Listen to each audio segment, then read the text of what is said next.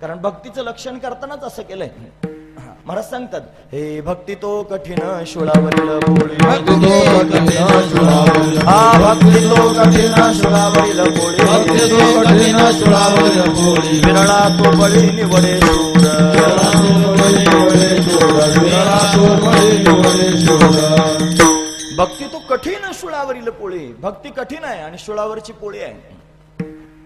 अशी पोळी टांगून, हे शूळावरची पोळी म्हणजे काय सांगते, अशी पोळी टांगून ठेवली, पोळी चपाती, थोड्या वेळानं जेवायचं ना आता सगळ्यांना, चपाती चपाती अशी वरती टांगून ठेवली होती आणि उडी मारून चपाती घ्यायची, उडी मारायची आणि चपाती घ्यायची, उंच होते. जर चपाती हातात आली तर बरं, जर चपाती नाही मिळाली तर शूळावर दिलं जाईल. खेळ आहे महाराज, याला म्हणायचं शूळावरची पोळी. ती पोळी घ्यायची उडून, जर हातात आली तर बरं, नाही जर हात लागला पोळीला लगेच शूळावर, लगेच फाशी, याला म्हणायचं शूळावरची पोळी. अशी भक्ती एवढी कठीण आहे, काट्यावरची कसरत आहे, काट्यावरची कसरत. ती सहजासहजी साधत नाही, देवाला एवढं एवढं सुद्धा सहन होत नाही. एक जोगा परमानंद म्हणून संत होऊन गेले, जोगा परमानंद, जे बार्शी गावात राहते, ती बार्शी. त्यांचा रोजचा नियम होता, संपूर्ण गीता म्हणायची, 700 श्लोक गीता रोज म्हणायची, आणि एक श्लोक म्हणायचा आणि भगवंताच्या समोर एक दंडवत करायचं. एक श्लोक म्हणून एक दंडवत करायचं, असे 700 दंडवत करायचे रोज, 700 वेळेला दंडवत घालायचं. गरीब होते, अंगावर त्या ठिकाणी फाटके तुटके कपडे होते, रोज दंडवत घालायचं काम चालू होतं. एक दिवशी रस्त्याने चालले आणि एक राजा चालला होता, राजा. आणि राजा चालला म्हणल्यावर त्याच्याबरोबर त्याचा दळभार चालू होता रस्त्यानं. राजा चाले तिथे वैभव सांगा, सगळं वैभव त्याच्या बरोबर होतं.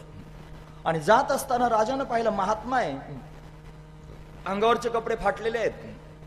राजानं पाहिलं, महात्म्याच्या अंगावरचे कपडे, माझ्या राज्यातला महात्मा, अंगावरचे कपडे फाटलेले आहेत, कपडे दिले पाहिजे याला. सेवकांना सांगितले, याला कपडे देऊन टाका. रेशमी कपडे आणले आणि ते देऊन टाकले महाराज त्या जोगा परमानंदाला. त्याने रेशमी कपडे घातले आणि दुसऱ्या दिवशी त्या ठिकाणी मंदिरामध्ये गेला भगवंताच्या, आणि मंदिरात जाऊन त्या ठिकाणी महाराज दंडवत प्रणाम करायचा आहे, दंडवत प्रणाम करायचा आहे. एक श्लोक म्हणायचा आणि प्रणाम करायला सुरुवात करायची. त्यानं प्रणाम करायला सुरुवात केली, श्लोक म्हणून प्रणाम करायचा. ज्या रोज त्या ठिकाणी जसा दंडवत प्रणाम करायचा, सगळे दंडवत झाले की परमात्मा त्याच्याशी बोलायचा.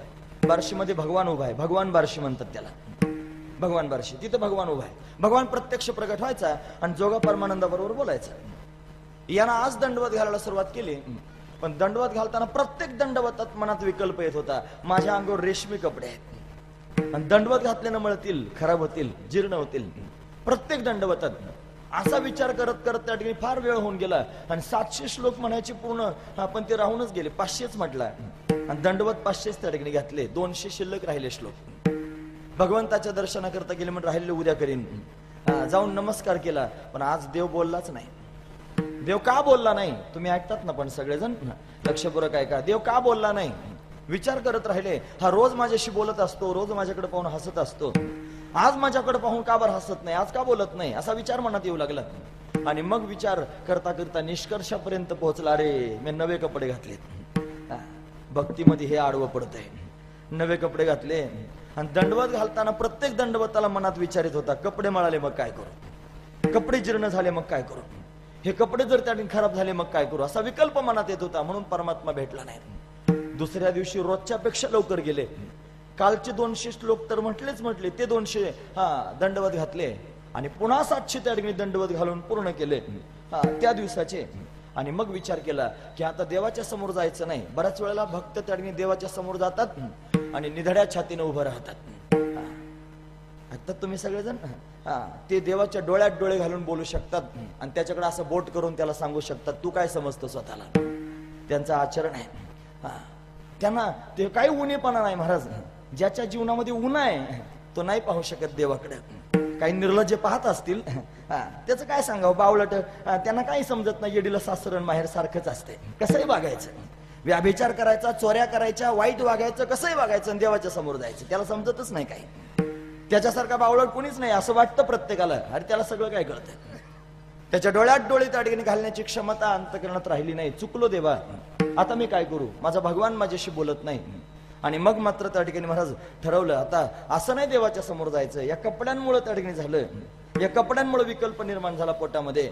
हे कपडेच त्या ठिकाणी आता घालवतो. असे नाही घालवायचे कपडे. शेतकरी रस्त्यानं चालला होता, आणि तो बैल घेऊन चालला होता आणि फराट होतं त्याचे. फराट कळतं ना तुम्हाला? हा, मला वाटतं तुमच्याकडे दुसरं काही म्हणत असतील, आमच्याकडे फराट म्हणतात. ते फराट होतं आणि तो शेतात घेऊन चालला होता ते फराट.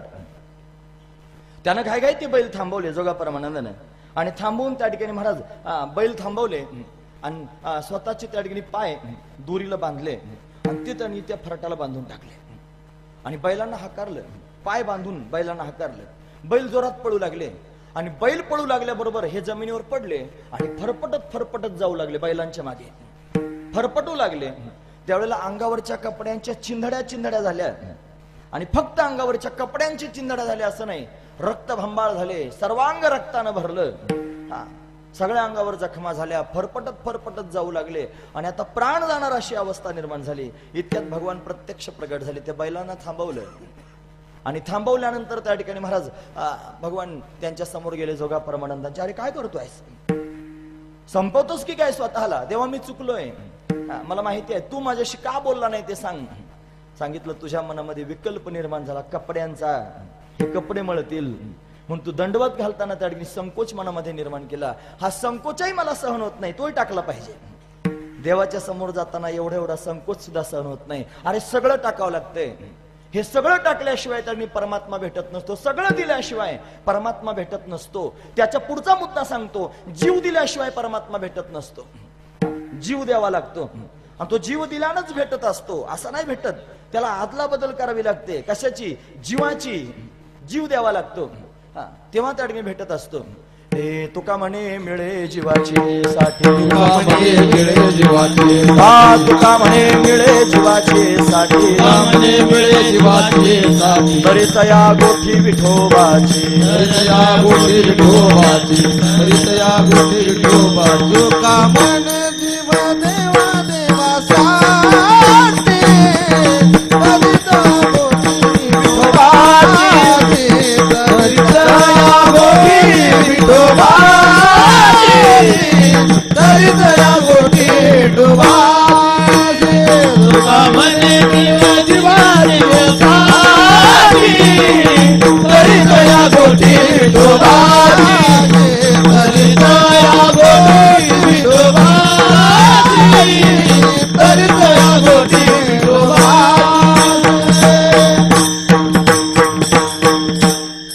तुका म्हणे मिळे जीवाची साठी. अरे जीव द्यावा लागेल तेव्हा भेटेल. तरीच या गोठी विठोबाची. विठोबा भेटावा वाटत असेल, राम म्हणा, कृष्ण म्हणा, हरी म्हणा, शंकर म्हणा, काय मारुती म्हणा, काय म्हणायचं असेल म्हणा, तो जर भेटायचा असेल तर जीव द्यावा लागेल. त्याच्याशिवाय भेटत नसतो. तुका म्हणे मिळे जीवाची साठी. तरीच या गोठी, तरच गोष्ट तोंडातून काढायची विठोबाची, तशी नाही काढायची. त्याच्याशिवाय जमत नाही. जीवावर उदार व्हावं लागेल, जीवावर उदास व्हावं लागेल. सांगू महाराज सांगतात, तुका म्हणे व्हावे जे देहासी उदास, रखुमादेवी वर पावावया. रखुमादेवीचा वर प्राप्त करून घ्यायचा असेल तर उदास व्हावं लागेल. जीवपणा त्या ठिकाणी टाकावं लागेल. जीवानिशी परमात्म्याला शरण जावं लागेल, तेव्हा परमात्मा भेटेल. आपण फार राखून आहोत, आपण जीवपणा सांभाळून आहोत. आपण जीवपणा त्यांनी घालवण्याकरिता तयार होत नाही. प्रत्येकाला स्वतःचा जीव प्रिय असतो. त्याला वाटतं नाही मी मरेन, मला त्या ठिकाणी मरण नको. त्याला वाटतं, देव म्हणतो मेल्याशिवाय मी भेटत नसतो, मग काय औषध पिऊन मरावं. तसलं मरण डोक्यात आणू नका. मरण म्हणजे सर्वस्व देणं, हा त्यातला भाव. मरण म्हणजे मरण्याची तयारी करणं. मरण आलं तरी चालेल पण परमात्मा प्राप्त करून घेईन या धडाडीनं त्या ठिकाणी जावं. इथे तुकोबारा शेवटच्या चरणात म्हणतात ना, तुका म्हणे धडा झाला. धडा झाला म्हणजे निर्णय केला मी, बस मरण आलं तरी चालेल, तूच पाहिजे. देह जाओ अथवा राहो, देह जाओ अथवा राहो, देह जाओ अथवा राहो, देह जाओ अथवा राहो.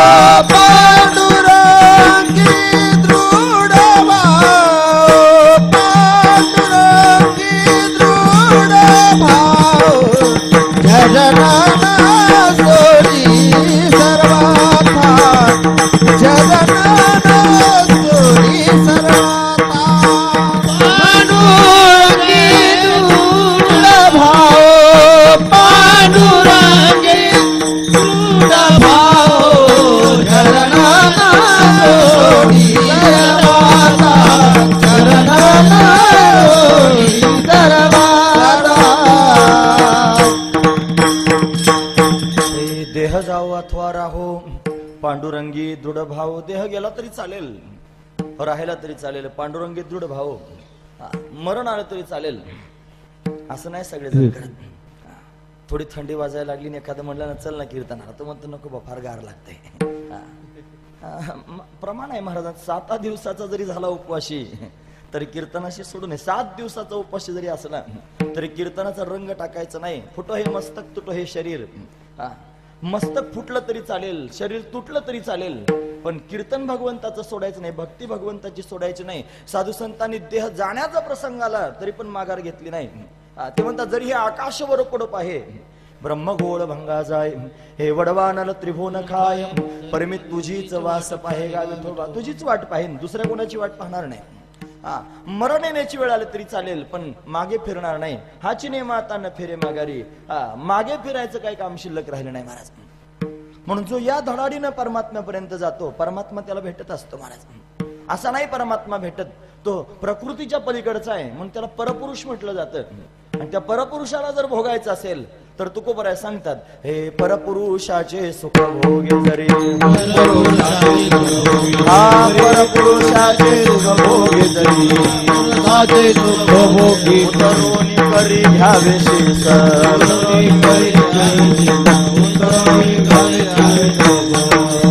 परपुरुषाचे सुख भोगे जरी उतरोनी करी घ्यावे शीस मस्तक तोडून हातात घ्यावं लागेल तेव्हा परमात्मा भेटेल असा नाही भेटत परमात्मा ज्याला देव हवाय त्यानं मुंडकं तोडायचं आणि हातात घ्यायचं असा अर्थ लावू नका अर्थ एवढाच आहे ज्याला देव हवाय त्यानं मरण्याची सुद्धा तयारी ठेवायची देव भेटेल जो एवढा निडर झाला त्याला देव भेटेल एवढा विश्वास एवढी निष्ठा भगवंतावर असावी आणि सर्वस्व देण्याची तयारी करावी जो सर्वस्व देण्याची तयारी करेल परमात्मा त्याचा होईल म्हणून परमात्म्याच्या समोर जावं आणि परमात्म्याला सांगावं ज्याला खरोखर त्या ठिकाणी परमात्मा प्राप्ती करून घ्यायची आहे ज्याला जीवनामध्ये जीवनाचं सार प्राप्त करून घ्यायचं त्यानं काय करावं त्यानं त्या ठिकाणी परमात्मा प्राप्त करून अखंड त्याच्या चरणांचं चिंतन करत राहावं सतत त्याचं चिंतन करावं साधू संत अनेक वेळेला मागणी मागतात भगवंताच्या समोर त्याला म्हणतात समचरण दृष्टी विटेवरी साजेरी तेथे माझी हरी वृत्ती राहो अनेकांना लगे माईक पदार्थ तेथे माझे अर्थ नको देवा ब्रह्मादिक पदे दुःखाची शिराणी तेथे दुष्चित्त झाणी जडो देशी हे सगळं त्या ठिकाणी वर्णन आहे महाराज ब्रह्मादिक पद सुद्धा नको आहेत फक्त तुझी चरण हवे आहेत त्या चरणांच्या ठिकाणी माझं दृढ प्रेम राहावं एवढीच माझी इच्छा आहे त्या चरणांची प्राप्ती करून घेण्याकरिता माझा अट्टहास आहे माझी धावपळ आहे तुझ्या चरणांपर्यंत त्याने जाण्याकरिता लोक धावपळ करतात पण ती धावपळ संसार मिळवण्याकरिता असते पण साधू संतांची धावपळ परमात्म्याच्या प्राप्तीकरिता असते मग ते साधू संत स्वतः परमात्म्याच्या चरणांपर्यंत जाण्याकरिता धावपळ करतात आणि लोकांनाही उपदेश करतात हे करी आणि धावा धावी चित्त लावी चरणापे चित्त लावी चरणापे चित्त लावी चरणापे करी ऐसी धावा धावी चित्त लावी चरणापे चित्त लावी चरणापे करी ऐसी धावा धावी चित्त लावी चरणापे चित्त लावी चरणापे चित्त लावी चरणापे करी ऐसी धावा धावी चित्त लावी चरणापे चित्त लावी चरणापे चित्त लावी चरणापे करे ऐशी धावा धावी चित्त लावी चरणा प्यारे अशी धावपळ कर की भगवंताच्या चरणाजवळ चित्त ठेव माझे चित्त तुझे पायी देवाजवळ विनंती करतो भक्त देवा माझं चित्त तुझ्या पायाजवळ राहावं माझे चित्त तुझे पायी राहे ऐसे करी काय असं काहीतरी कर जेणेकरून माझं चित्त तुझ्या पायाजवळ जडून राहील ते चित्त भगवंताच्या पायाजवळ जडून राहिलं की मग मात्र संसार आपल्या अंगावर येत नाही संसारच सुखरूप होऊन जातो. भगवंताच्या चरणांचं चिंतन जो करतो त्याचा संसार त्याने सुखरूप होतो. संसार म्हणजे भांड्या कोंड्याचा नाही, संसार म्हणजे जन्म मरणाचा, म्हणजे त्याचा जन्म सफल होतो जो भगवंताच्या चरणांचं चिंतन करतो. म्हणून अट्टहास असावा कशाकरिता? परमात्म्याचे चरण प्राप्त करून घेण्याकरिता. आणि परमात्म्याचे चरण भेटतील पण केव्हा? जेव्हा सर्वस्व द्याल तेव्हा. तुम्ही ऐकतात ना सर्वजण, आपण जवळ येतोय मुद्द्याच्या. काय पाहिजे, काय मिळवलं पाहिजे जीवनामध्ये? भगवंताचे चरण. मग भगवंताचे चरण जर मिळवायचे असतील तर काय केलं पाहिजे? ती भक्ती, आत्मसमर्पण, स्वतःला समर्पित करायचं, स्वतःला देवाच्या समोर देऊन टाकायचं आणि देवातच व्हायचं. देवाला सोडलेले त्या ठिकाणी असतात ना काही, देवाला सोडलेले प्राणी असतात, बोकड देवाला सोडतात, काही बैल असतात वळू देतात सोडून महाराज ते देवाला. ते देवाला सोडलेलेच असतात, ते फिरतात, त्यांना कोणी काय बोलायचं नाही. ते कोणाच्या शेतात गेले तरी मारायचं नाही, देव कोपल म्हणतात, देवाचं आहे ते.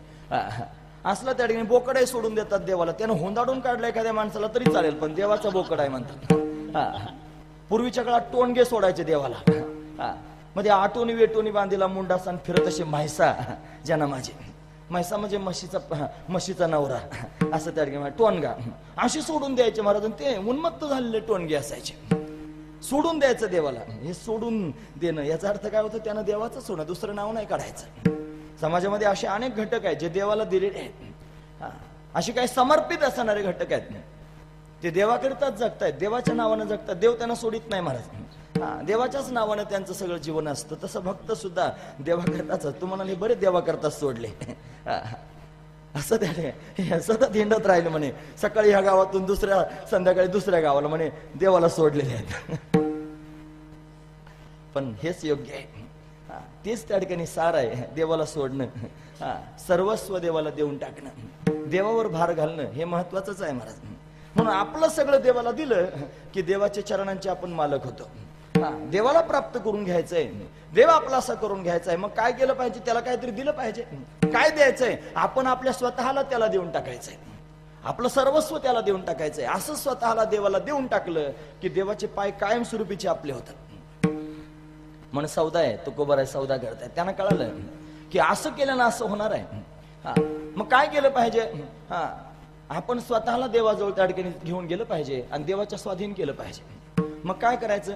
आपली एखादी वस्तू जर त्या ठिकाणी एखाद्याला द्यायची असेल किंवा शरीर जर देवाला द्यायचं, शरीरामध्ये मुख्य भाग कोणता? गुडघे, त्याच्यात मेंदू असतो. काय शरीरातला मुख्य भाग त्या ठिकाणी मस्तक आहे मला, याला मंत्रिमंडळ म्हणतात. हे मंत्रिमंडळ इथे आहे वरती, तिथे डोळे, नाक, कान सगळं वरती आहे ना, मुख्य भाग आहे मस्तक. हे शरीर देवाला द्यायचंय. मग काय दिलं पाहिजे देवाच्या समोर नेऊन? मस्तक. मस्तक देवाला. शरण गेलेला जो मनुष्य असतो ना, तो काय करतो? एखादा मारायलाच धावला, मग काय करतो? हा घाय जातो त्याचे पाय पकडतो, म्हणतो पायावर डोकं ठेवतोय, बाबा पाय पडतो पण मला मारू नको, पाया पडतो मला मारू नको. शरण गेलेला डोकं त्याच्या पायावर ठेवतो, म्हणजे मी तुला सगळं त्या ठिकाणी शरण आलो, मला मारू नको, असं त्या ठिकाणी म्हटलं जातं ना. सगळं द्यायचं ठरलं, सगळं शरीर द्यायचंय, मग काय करावं लागेल? मस्तक द्यावं लागेल आधी, आणि मस्तक द्यावं लागेल. पाय घ्यायचे आणि सगळं द्यायचं. मग काय दिलं पाहिजे? मस्तक. काय घ्यायचंय? पाय. आणि काय दिलं पाहिजे? मस्तक. सौदा आहे, देवाचे पाय आणि आपलं मस्तक. आपलं मस्तक दिलं की देवाचे पाय भेटलेच म्हणायचं. देवाचे पाय घ्यायचे असतील, आपलं काय दिलं पाहिजे?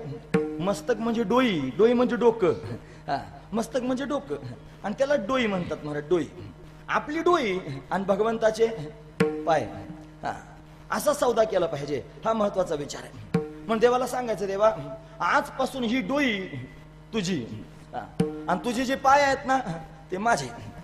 ही डोई कोणाची? तुझी. आणि पाय कोणाचे? माझे.